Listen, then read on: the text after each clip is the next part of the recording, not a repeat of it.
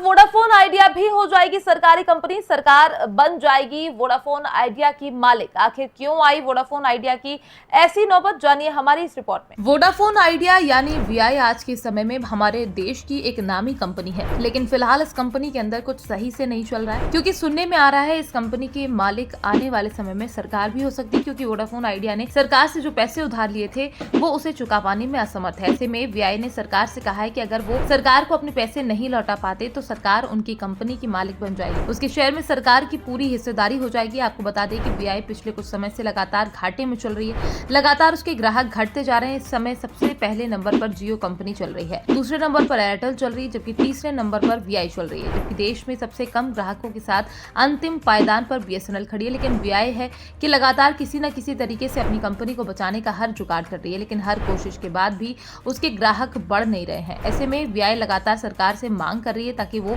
अपनी कंपनी को चला सके, लेकिन सरकार भी आखिर कब तक मदद करे। ऐसे में सरकार ने शर्त लगा ही दी कि अगर वोडाफोन आइडिया अपना कर्ज नहीं चुका पाए तो उनकी कंपनी की 39% हिस्सेदारी सरकार ले लेगी। लेकिन ऐसे में सवाल उठ रहा है कि अगर सरकार अपनी हिस्सेदारी वीआई कंपनी में ले लेती है तो क्या सरकार खुद चाहती है कि वो वीआई कंपनी की मालिक बने? क्योंकि लगातार जिस तरीके से सरकार इस समय वोडाफोन आइडिया की मदद कर रही है, उससे ऐसा लगता है कि सरकार खुद चाहती है कि सरकार वोडाफोन आइडिया को अपने अंडर में ले ले। लेकिन दूसरा सवाल यह है कि इस समय सरकार के पास पहले से ही बीएसएनएल कंपनी है और बीएसएनएल कंपनी की जो हालत है उसके बारे में हम सभी वाकिफ हैं। ऐसे में सरकार अगर चाहती है कि वीआई को भी अपने अंडर लिया जाए तो इस बात पर क्यों ध्यान नहीं देती कि वो पहले बीएसएनएल की हालत में सुधार कर दे, इसके बाद अगर वो इस काम में कामयाब होते हैं तो आने वाले समय में वीआई की तरफ से भी हाथ बढ़ाए, क्योंकि इस समय हर कोई यही सोच रहा है कि वोडाफोन आइडिया अपना कर्ज नहीं चुका पाए तो सरकार बेशक उनकी मालिक बन जाएगी, लेकिन इस बात की क्या गारंटी है कि आने वाले समय में उसके ग्राहक बढ़ जाएंगे, उसके नेटवर्क में सुधार आ जाएगा? क्योंकि कई सालों से सरकार इस बात का दावा कर रही है कि वो बीएसएनएल को बेहतर बनाना चाहती है, उसके नेटवर्क को, इंटरनेट को